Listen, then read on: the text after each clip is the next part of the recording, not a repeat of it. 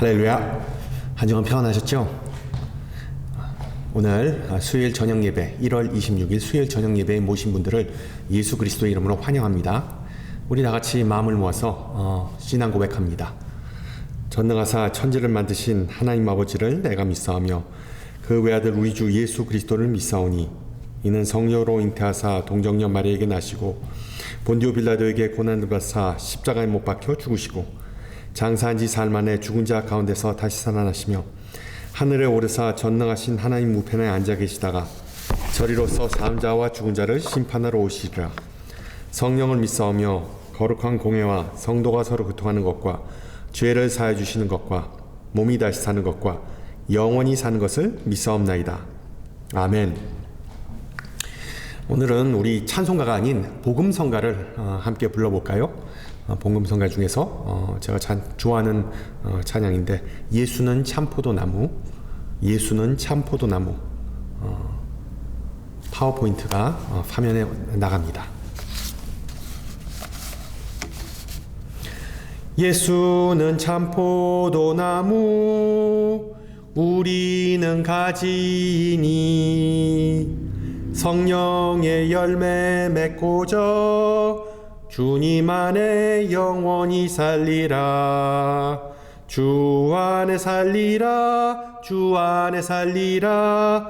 사랑, 기쁨, 건강과 평화, 영원한 행복과 능력과 승리와 모든 것 더하여 주시네.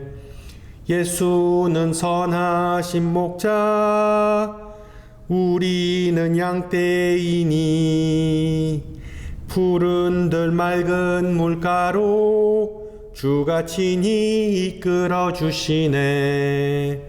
주 안에 살리라. 주 안에 살리라. 주는 나의 목자 되시니 일용할 양식과 평안의 모든 것 나에게 넘치게 주시네.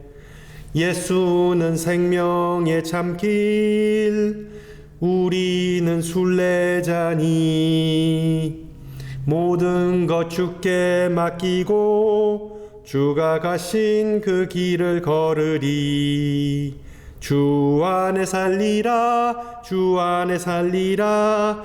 주는 나의 생명 되시니 믿음과 소망과 사랑의 참생활 주 안에 살리라. 아멘. 하나님께서 오늘 저녁 우리에게 주신 말씀 창세기, 우리 계속해서 창세기 시리즈를 함께 나눕니다. 창세기서 4장 1절에서 7절 말씀입니다. 창세기 4장 1절에서 7절 말씀을 받들어 봉독합니다. 아담이 그의 아내 하와와 동침하매 하와가 임신하여 가인을 낳고 이르되 내가 여호와로 말미암아 등남하였다 하니라. 그가 또 가인의 아우 아벨을 낳았는데 아벨은 양치는 자였고 가인은 농사하는 자였더라. 세월이 지난 후에 가인은 땅의 소산으로 제물을 삼아 여호와께 드렸고 아벨은 자기도 양의 첫 새끼와 그 기름으로 드렸더니 여호와께서 아벨과 그의 제물은 받으셨으나 가인과 그의 제물은 받지 아니하신지라. 가인이 몹시 분하여 안색이 변하니 여호와께서 가인에게 이르시되 내가 분하여 함은 어찌 됨이며 안색이 변함은 어찌 됨이냐. 내가 선을 행하면 어찌 낯을 들지 못하겠느냐. 선을 행하지 아니하면 죄가 문에 엎드려 있느니라. 죄가 너를 원하나 너는 죄를 다스릴지니라. 아멘. 지금으로부터 한 30여 년 전, 그러니까 90년대 초반이죠. worship war, 그러니까 예배 전쟁 혹은 예배 논쟁이라고 알려진 그런 갈등 때문에 미국에 있는 많은 개신교 목사와 음악가들이 해고되었습니다. 네. 대체로 불화의 가장 큰 요인은 예배의 형식, 즉 전통적 예배와 현대적 예배를 놓고 충돌이 일어났기 때문입니다. 특히 갈등의 그 불씨는 교회 음악, church music, 그 예배 음악이었습니다. 이 부분에 관해 짤막한 편지를 하나 소개해드리고자 합니다. 잘 들어보세요. 그것을 반대하는 데에는 여러 가지 이유가 있습니다. 첫째, 너무 새롭다는 점. 둘째, 세속적이고 심지어 신성모독적이라는 점. 새로운 교회 음악은 전통적 교회 음악만큼 은혜롭지 않습니다. 또한 노래의 개수가 너무 많아서 다 외울 수도 없습니다. 새로운 찬양은 경건한 가사보다 너무 악기에 의존합니다. 그 음악은 소란스러워서 사람들이 음란하고 무질서하게 행동하게 만듭니다. 우리 이전 세대는 이런 새로운 음악 없이도 잘만 예배했습니다. 이 새로운 음악은 너무 상업적이기도 하고 가수 중 일부는 퇴폐적이고 껄렁하기도 합니다. 여러분, 이 편지는 90년대 아니면 지금 써진 편지가 아니라 1700, 거의 한 300년 전이죠. 1723년에 어느 이름 모를 목사가 주 달려 죽은 십자가, 기쁘다 구주 오셨네와 같은 주옥과 같은 찬송을 작곡한 아이작 와츠를 비판하는 내용이 담긴 편지였습니다. 그러니까 아이작 와츠가 작사한 그런 찬송들을 비판하는 그런 내용입니다. 보다시피 예배 논쟁, 예배 전쟁, 이것은 전혀 새로운 것이 아닙니다. 교회가 세워지고 취향과 그리고 사회적 배경이 서로 다른 사람들이 함께 예배드리면서 잡음이 생기는 것은 엊그제 일이 아니죠. 그래서 심지어 야고보서 저자도 교회 안에서의 이와 같은 성향을 비판합니다. 너희 중에 다툼이 어디로부터 나느냐? 너희 지체 중에서 싸우는 정욕으로부터 나는 것이 아니냐라고 기록합니다. 교회의 역사를 좀 살펴보면 예배에 대한 갈등은 서기 700년 무렵부터 격렬해지기 시작했습니다. 그때까지는 이 남자 수도자들로 구성된 그레고리안 찬트죠. 그레고리안 성가가 교회의 공식 음악이었습니다. 그리고 나중에 그 변성기가 지나지 않은 그 어린 소년들이 그 어른들과 그 수도사들과 함께 성가를 부르면서 예배 음악이 큰 변화를 겪게 됩니다. 물론 그 당시에 엄청난 반대가 있었죠. 그 이상한 여자 목소리도 아닌 남성 목소리도 아닌 그런 음이 섞여가지고서는 하나님께서 그것을 싫어하신다.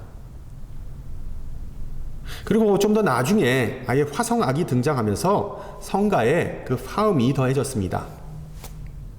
그래서 그 화음을 듣고 사람들이 이런 생각을 했습니다. 너무 그 찬양이 기교만 부린다는 이유로 많은 사람이 극구 반대했습니다.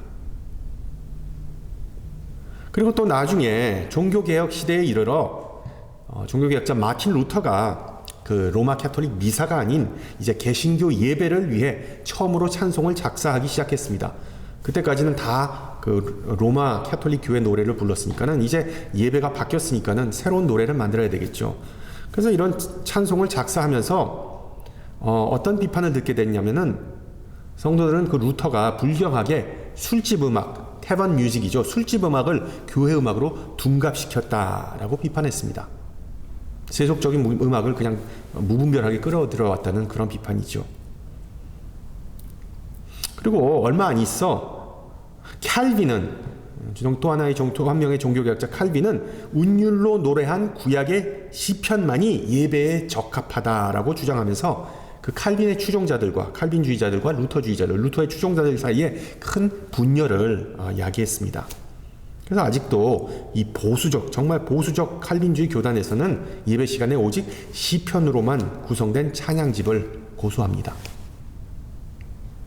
비슷한 맥락에서 18세기 영국에서 부흥운동을 일으킨 존 그리고 찰스 웨슬리 형제는 신학과 교리를 주제로 삼는 수많은 찬송을 작사합니다. 이 또다시 한번 교회 지도자들 사이에 이것은 큰 분쟁을 일으켰습니다. 이유인즉슨 그냥 예수 믿고 구원받으면 됐지 평신도에게 복잡한 신학을 가르칠 필요가 없다는 것이 그들의 주장이었죠. 그리고 또한 100년이 지난 후에 마찬가지로 드와이트 무디를 필두로 한 대각성 집회와 그리고 주일학교가 부흥했던 19세기에 쓰인 많은 복음성가도 멸시를 당했는데, 그 이유는 가사가 객관적이지 않고, 즉 하나님께 영광을 돌리는 것이 아니라 너무 주관적이다. 즉 개인의 간증이 그 찬송의 가사의 줄을 이룬다가 그 이유였습니다. 그러니까 하나님을 찬양하는 것이 아니라 그 찬송은 오직 개인의 어떤 그 마음의 평안을 주는, 그리고 개인의 신앙 고백적인 그런 내용이 있어서 그것은 찬송으로 적합하지가 않다는 것이 비판이었죠. 그리고 이제 20세기에 들어오면서 교황은 재즈 음악과 같은 세속적인 음악을 경계하면서 로마 카톨릭 미사에서는 절대로 피아노를 쓰면 안 된다. 그러니까 피아노를 금지한다는 그런 칙령을 내렸습니다. 그리고 이제 1960년대, 70년대 들어서는 미국의 대형 교회들, 소위 말하는 메가 처치에서 뭐 드럼과 그리고 또한 베이스, 그리고 기타와 같은 악기들은 물론이거니와 밴드가 등장했습니다. 사람들의 반응은 이랬죠. 예배 시간에 딴따라가 웬 말이냐라는 그런 격렬한 비판과 함께 교회와 그리고 또한 교단이 분열하고, 심지어 같은 교회 내에서도 교인들이 열띤 논쟁을, 멱살을 붙고 싸우고 정말 골이 깊어지면서 현재까지 이르러 왔습니다. 제가 신학교에서 처음으로 예배학 개론이라는 수업을 들었을 때 그 교수님께서 하신 질문이 아직도 기억이 납니다. 예배 인도자와, 그러니까 워십 리더죠, 그리고 테러범의 차이가 무엇인가? 라는 질문에 테러범과는 적어도 협상을 할 수 있다라는 우스갯소리를 하셨습니다. 예배 인도자는 절대로 그 예배 순서나 예배의 내용을 바꾸지 않는다는 것이었죠. 바로 이것이 문제의 핵심입니다. 예배에 관해서 많은 신앙인은 극도로 보수적입니다. 변화를 싫어하고 경계합니다. 예배의 조그만 요소를 바꾸는 것은 마치 식단을 깡그리 바꾸는 것으로 여기기 때문에 정말 교회 내에서 가장 바뀌지 않는 것 중에 하나가 바로 예배의 형식과 그리고 예배 순서입니다. 여러분 10년 전, 그리고 20년 전, 30년 전 예배 그 주보를 한번 보세요. 그 예배 형식이 거의 변하지가 않습니다. 여러분 왜 그럴까요? 그런 말 들어보셨을 겁니다. 저는 개인적으로 좀 상당히 과장된 표현이라고 생각하지만 예배에 목숨을 걸어라. 예배에 목숨을 걸어라. 예배는 생사의 문제를 넘어서 영생이 걸린 문제라고 생각하기 때문에 설교자들은 그런 좀 과장된 표현을 씁니다. 예배를 바꾸는 것은 현세뿐만 아니라 우리가 처한 지금 현실뿐만 아니라 내세, 미래에 영향을 미친다고 믿기 때문에 예배가 바뀌는 것을 극도로 경계하는 것이죠. 물론 숙달된 성가대나 찬양팀은 예배자들의 영을 고취하고 그리고 예배의 참여도를 증가시키는 데 상당히 도움이 됩니다. 은혜로운 설교는 더 말할 것도 없죠. 특히 우리 개신교 정통에서 하나님의 말씀이 주를 이루는데 사람들은 주로 목사의 설교를 듣기 위해 주일 예배에 옵니다. 그리고 요즘과 같이 코로나로 인하여 많은 교회가 주일 예배를 라이브 스트리밍하는 상황에서 우수한 음향 시스템 그리고 또한 다양한 멀티미디어 장비들은 그런 라이브 스트리밍 예배에, 온라인 예배에 상당한 도움이 됩니다. 마지막으로 그 교회의 역사와 가치관을 명확하게 전달할 수 있는 교회 건물, 예배를 정말 편안하게 그리고 또한 온 힘을 다하여 드릴 수 있게 해주는 그런 예배의 공간, 그것 또한 좋은 예배를 만드는 데 지대한 영향을 미칩니다. 음악, 설교, 음향, 장비 및 기반 시설은 우리의 예배를 알차게 그리고 활기차게 할 수 있겠지만 예수님께서 요한복음 4장에서 이 사마리아 여인과의 대화에서 언급하신 영과 진리의 예배, Spirit in Spirit and Truth, 이 영과 진리의 예배의 필수적인 요소는 아닙니다. 참고로 그 본문도 요한복음 4장도 유대인들과 사마리아인들이 예배에 대해 논쟁하는 내용이었죠. 예루살렘 즉 시온산에 있는 성전에서 드리는 예배가 정통이냐 아니면 세겜 즉 그리심산이 있는 제단에서 드리는 예배가 정통이냐를 놓고 옥신각신하는 그런 대목이었습니다. 그렇다면 좋은 기독교 예배의 필수적 요소는 무엇일까요? 예배 전쟁에서 엿볼 수 있는 점은 바로 건강한 식단이 건강한 사람을 만들듯 좋은 예배가 좋은 신앙인을 배출한다는 공식입니다. 이것을 바꾸어 말하면 좋은 신앙인이 좋은 예배를 만들 수 있다는 공식 또한 설립되는 것이죠. 그렇습니다. 우리가 물어야 할 중요한 질문은 예배가 좋다, 나쁘다, 예배가 은혜롭다, 산만하다가 아니라 바로 나는 참된 예배자인가입니다. 나는 예배에서 내가 아니라 하나님께서 진정으로 중요하게 여기는 것에 집중하고 있는가? 바로 이것이 예배의 관건이죠. 오늘 본문 바로 이러한 질문에 대한 해답을 제공해 줍니다.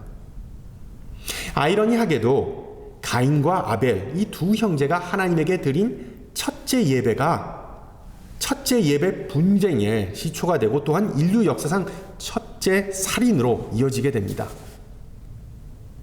지난주 말씀 내용을 간략하게 요약한다면 아담과 하와는 금단의 열매를 먹고 에덴 동산에서 쫓겨났습니다. 다행히 이들은 생육하고 번성하라는 하나님의 명령은 잘 지킵니다. 순종합니다. 그래서 얼마 후에 하와는 가인과 그리고 아벨을 낳습니다. 그리고 이 둘은 자라서 각각 가인은 농부 그리고 아벨은 목자가 됩니다. 문제는 에덴 동산에서 쫓겨난 후회와 그리고 또한 분노의 날들을 보냈던 이 아담과 하와가 서로 책임을 전가하면서 수시때때로 부부싸움하는 모습을 여러 해 동안 보게 된 이 자녀들이 어떻게 된 것 같습니까? 이 자녀 교육에 절대로 바람직한 모습이 아니었겠죠. 그래서 어느 날 두 형제는 재물을 가지고 하나님께 예배합니다. 물론 누가 그들에게 제단을 쌓고 희생 제물을 바치는 예배 형식을 가르쳐 줬는지는 모르지만 성경에 안 나오죠. 하나님께서 아담의 가족과 아마도 완전히 연을 끊고 산 것이 아님을 짐작할 수 있게 해주는 대목입니다. 추방 후에도 하나님은 아담의 가족을 계속해서 돌보시고 코칭해 주셨던 것이죠. 예배는 이렇게 드려라, 무슨 제물을 바쳐라 등등. 그래서 추방 후에도 어쨌든 맏형 가인은 수확한 과일과 곡식을 제물로 드렸고 아벨은 양과 그리고 또한 그 기름을 바쳤다고 성경은 말합니다. 문제는 하나님께서 가인의 예배는 받으시지 않고 아벨의 예배만 받으신 것이 바로 사단이 됐습니다. 표면적으로 볼 때 하나님께서 그렇게 하신 이유는 분명하지 않습니다. 그러나 우리가 본문을 좀 더 세밀하게 분석하면 몇 가지의 단서를 찾을 수는 있죠.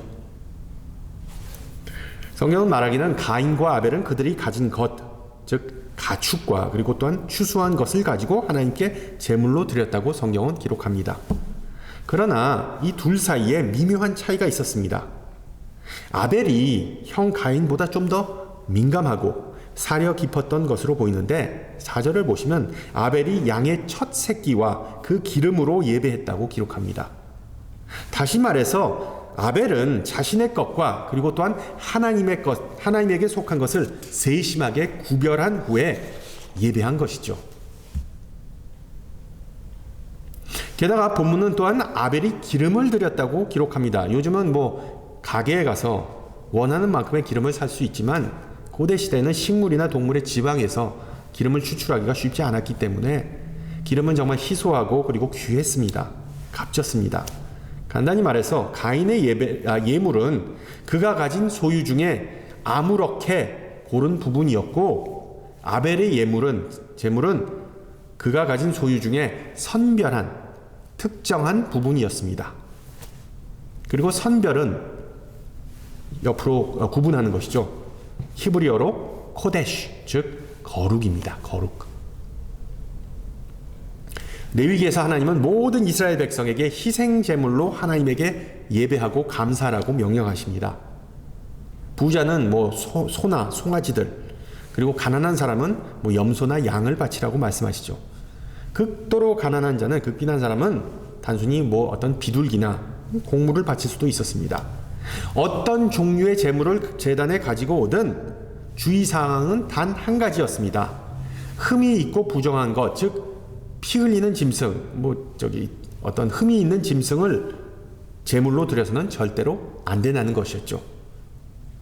곡물이나 야채나 채소에 하면 만약에 어떤 썩은 부위가 있는 그런 채소 같은 거는, 야채 같은 것은, 과일 같은 것은 절대로 바치면 안 된다는 것이었습니다. 제물은 흠이 없고 완전, 즉 거룩해야 한다는 단서가 붙었습니다. 우리 현대 신앙인들은 구약 시대의 예배, 이 희생 제사에서의 거룩함의 중요성을 이해하기가 결코 쉽지 않습니다. 이렇게 생각할 수도 있습니다. 과연 하나님은 어떤 무결한 포도 한 송이나 흠없는 어린 양을 제물로 바치는데 왜 그렇게 관심을 두고 계실까?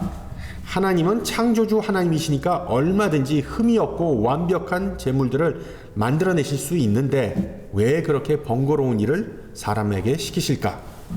왜 농부에게 손에 그렇게 흙을 묻히면서, 아니면 목자에게는 양의 똥을 손에 묻히면서까지 제물을 준비하라고 하시는 것일까? 어떻게 보면 구약의 예배는 좀 무의미하고 그리고 번거롭게 느껴질 수도 있습니다. 그렇다면 문제의 핵심이 무엇이었나요? 제가 과거에 자주 말씀드리지만 이 히브리어로 기록된 구약의 책들은 성경 인물의 그 내면, 동기, 심리와 같은 부분을 세밀하게 묘사하지 않습니다. 왜냐하면 히브리어는 동사가 주를 이루는 그런 언어이기 때문이죠. 그래서 때로 우리 독자는 행간을 읽어야 하고 이야기의 빈틈을 우리가 직접 채워 넣어야 합니다. 따라서 우리는 그 가인의, 성경에 기록된 가인의 행태를 보면서 그의 동기를, 그의 마음속에 있는 생각을 다음과 같이 추측할 수 있습니다. 가인은 자신의 재물을 매우 자랑스러워하고 최고로 여겼던 것으로 보입니다.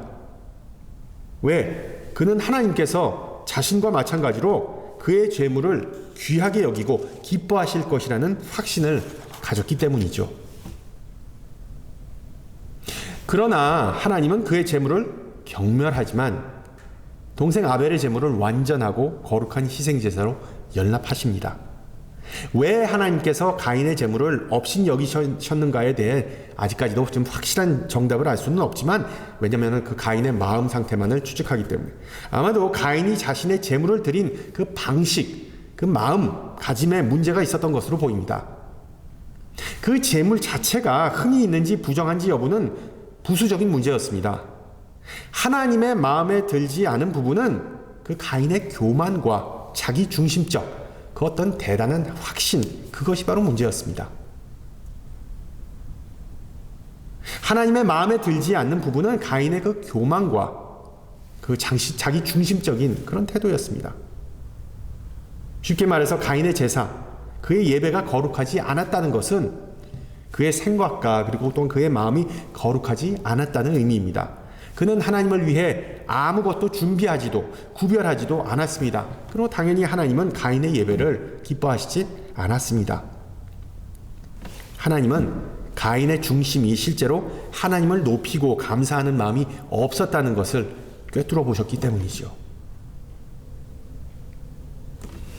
이것은 예배하는 우리 신앙인에게도 마찬가지입니다. 주일 예배에 어떤 마음과 태도로 내가 주님 앞에 나오는가를 스스로 질문해 본 적이 있으십니까?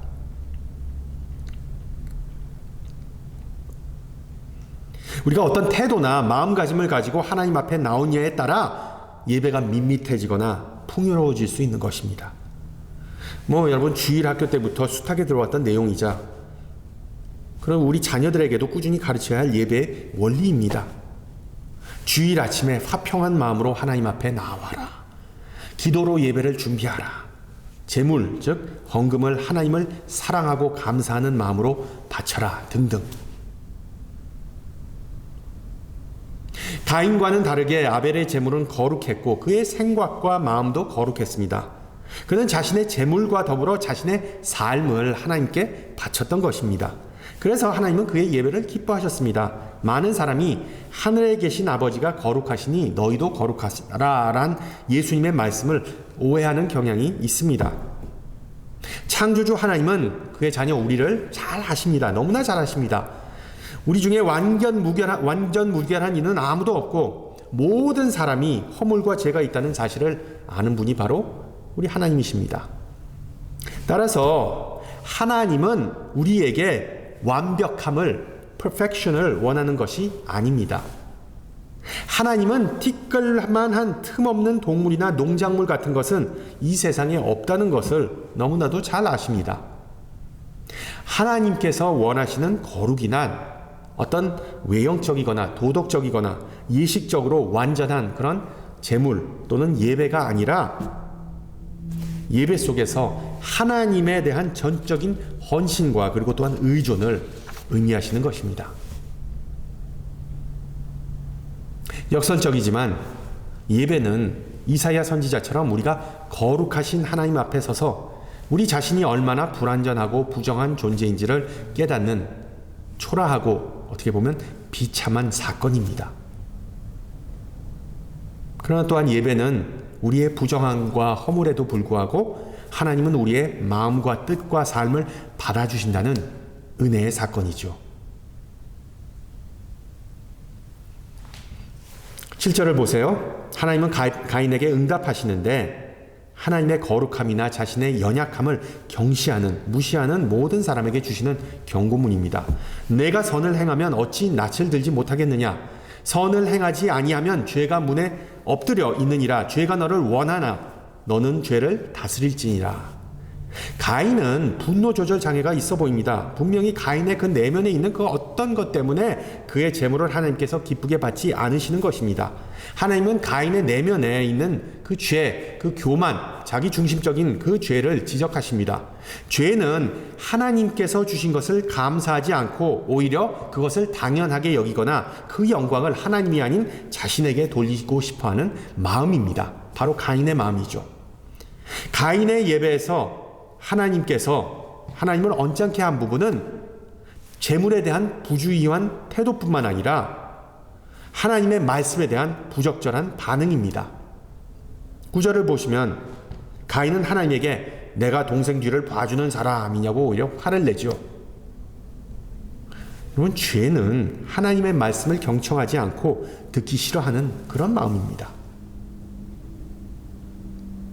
역설적이지만 이런 마음을 가진 가인은 하나님에게 예배를 드리면서 제사 드리면서 하나님으로부터 칭찬을 듣기를 원한다는 점입니다.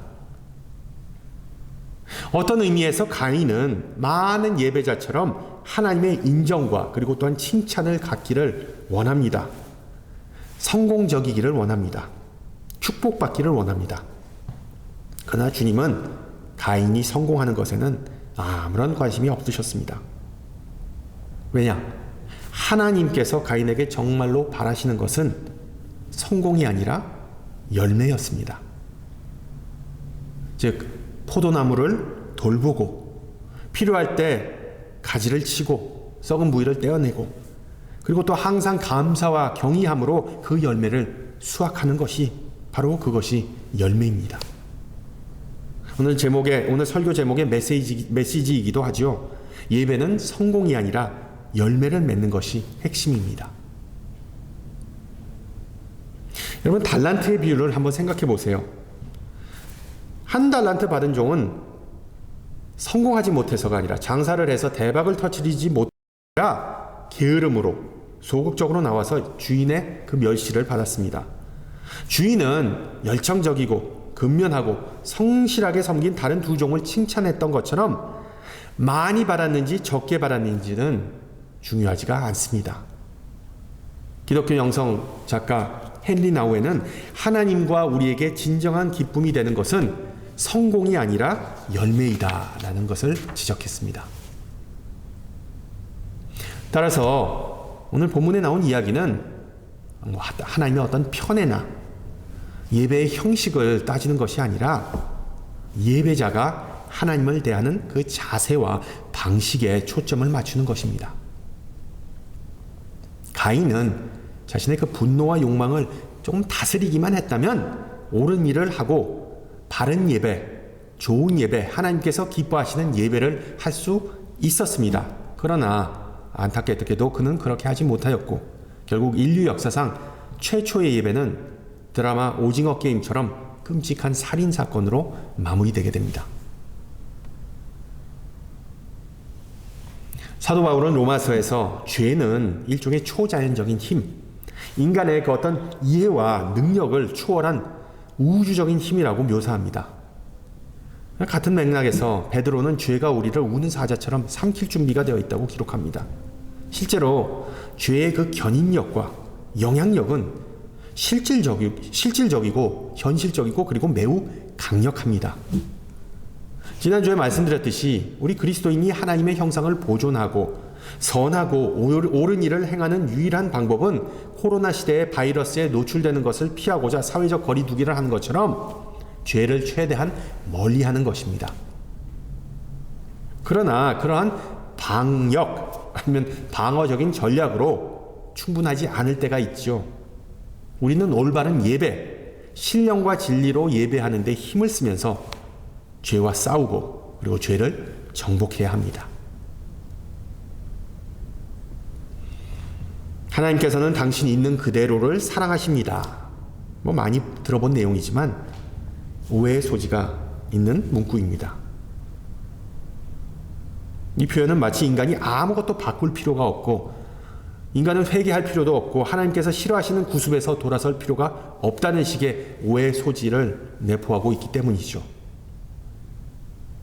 하나님께서 우리 인간을 조건 없이 사랑하신다는 것은 사실이지만 하나님은 우리가 가인을 따라 죄 가운데 머물기를 절대 원하시지 않습니다. 여러분, 신앙생활은 여정이자 또한 전투입니다. 예수님께서 십자가에서 죄와의 전쟁에서 워에서 승리하셨지만 남은 전투, battle, 그것을 마무리 짓는 것은 바로 그리스도의 군사인 우리의 사명입니다. 아멘. 목적과 수단을 혼동하지 마시기 바랍니다. 하나님께서 가인에게 선을 행하라고 하실 때 그는 가인과 우리가 그분께 올바른 방식으로 예배하기를 원하시는 것입니다. 올바른 예배, 참된 예배자가 된다는 것은 어떤 교회 음악을 쓸까 말까를 놓고 고심하는 것이 아니라 우리의 일상과 예배가 하나님을 기쁘게 하는 것을 의미합니다. 삶은 예배이고 그리고 예배는 삶입니다. 이것이 오늘 이야기의 핵심이죠. 우리가 이 세세를 본받지 말고 마음을 새롭게 함으로 변화를 받아 하나님의 선하시고 기뻐하시는 온전하신 뜻이 무엇인지를 분별하는 예배를 할 때 사도 바울이 말했듯이 우리는 악을 이길 수 있습니다. 할렐루야. 열매 맺는 예배는 시간이 걸린다는 점을 항상 기억하세요. 많은 이는 고난을 겪을 때 하나님을 찾고 좀 살만해지면 하나님을 외면합니다. 그 와중에 예배는 하나님이 누구인지 그리고 우리가 누구인지를 끊임없이 상기시켜 줍니다. 하나님은 신실하시지만 그의 백성은 신실하지 않습니다. 우리는 하나님께로 나갈 자격이 없는 죄인이지만 우리 주 예수님께서 우리를 대신해 완전한 희생제사를 올리셨기에 예수를 믿는 그 믿음으로 믿는 우리 모두는 이제 하나님께 예배할 수 있습니다. 여러분 그렇습니다. 믿음은 열매 맺는 예배의 필수 요건입니다. 믿음으로 아벨은 가인보다 더 나은 제사를 하나님께 드림으로 의로운 자라 하시는 증거를 얻었으니 믿음이 없이는 하나님을 기쁘시게 하지 못한다 라고 히브리서 기자는 정확하게 기록합니다. 비슷한 맥락에서 데이비드 월프라는 유대교 학자이자 랍비는 이 가인과 아벨의 이야기에 대해 다음과 같은 통찰을 제공해 줍니다. 그는 이렇게 말하죠.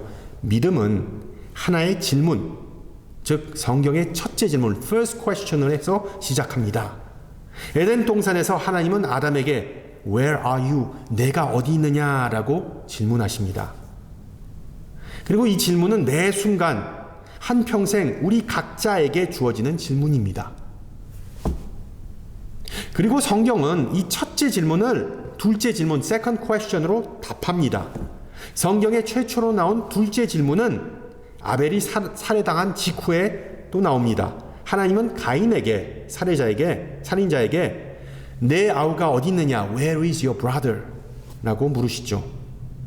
즉 내가 지금 어디에 있는가를 알기 위해서는 내가 지금 주위에 있는 형제, 자매, 이웃을 돌보는지 아닌지를 통해 알 수 있게 되는 것입니다. 성도 여러분, 기독교 예배, 분명히 늘 같은 장소, 같은 시간, 비슷한 사람들, 같은 찬양, 비슷한 내용의 설교가 주를 이루기 때문에 반복적이고 형식적으로 느껴질 수가 있습니다. 그러나 기억하세요. 예배를 통해 우리는 형제 자매들 모습 속에서 예수님을 새롭게 발견하고 만나게 되는 것입니다. 더 나아가 나 자신을 새롭게 그리고 객관적으로 바라볼 수 있게 되면서 내가 지금 어디 있는지에 대한 하나님의 질문에 답할 수 있게 됩니다. 참된 예배자로서 예수님의 사랑과 은혜를 늘 체험하면서 날로 믿음이 자라고 열매 맺는 새해가 되기를 주님의 이름으로 축원합니다. 함께 기도합니다. 은혜와 사랑이 많으신 주님, 주님의 임재하심과 보호하심과 충만케 하심 없이 한순간 살아갈 수 없음에도 불구하고 우리는 가인처럼 참된 감사와 기쁨의 예배를 드리지 못함을 고백합니다. 삶이 고달프고 바쁘고 걱정스럽다고 가인처럼 마음을 다스리지 못하고 주님을 원망할 때가 있음을 고백합니다. 주님의 이름을 찬양하고 주님의 말씀에 귀 기울이면서 살아야 하지만 삶과 예배가 분리된 모습으로 주님의 마음을 아프게 했음을 이 시간 고백합니다. 주님께 받은 사랑과 은혜를 다른 이와 함께 나누고 항상 선을 행하면서 살아야 하는 바를 머리로는 이해하지만 우리의 육신이 약하여 열매 맺지 못하고 자유를 누리지 못하는 우리의 모습을, 우리의 삶을 주님께서 아시오니 긍휼히 여기시고 이 시간 머리 식인 모두에게 진리의 영을 부어주시기를 간구합니다. 시냇가에 뿌리를 내린 나무처럼 말씀의 뿌리를 내리게 살게 하시고 농부가 수확을 기다리면서 인내하듯 주님께서 주신 약속을 의지하고 주님의 때를 기다리게 하옵소서. 세상 사람들의 눈에 성공하는 삶을 추구하는 것이 아니라 주님의 영광을 위해 항상 힘쓰며 그리스도의 마음과 성품을 담고 아름다운 열매를 맺게 하옵소서.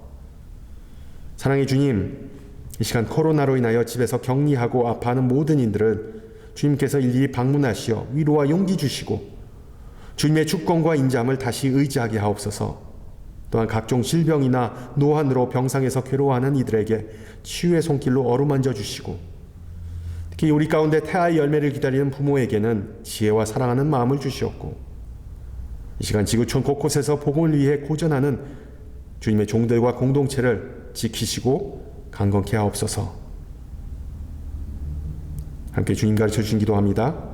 하늘에 계신 우리 아버지여, 이름이 거룩히 여김을 받으시오며 나라에 임하옵시며 뜻이 하늘에서 이루어진 것 같이 땅에서도 이루어지이다. 오늘날 우리에게 일용할 양식을 주옵시고 우리가 우리에게 죄 지은 자를 사하여 준 것 같이 우리의 죄를 사하여 주옵시고 우리를 시험에 들지 말게 하옵시며 다만 악에서 구하옵소서. 대개 나라와 권세와 영광이 아버지께 영원히 있사옵나이다. 아멘. 네, 여러분 한동안 한 주 동안 평안하시고요. 그리고 항상 이제 코로나 오미크론 웨이브가 거의 막판이라고 합니다. 항상 조심하시고 그리고 또한 우리 기도하면서 예배된 참된 예배자로서 한 주간 승리하시기를 주님의 이름으로 축원합니다. 샬롬.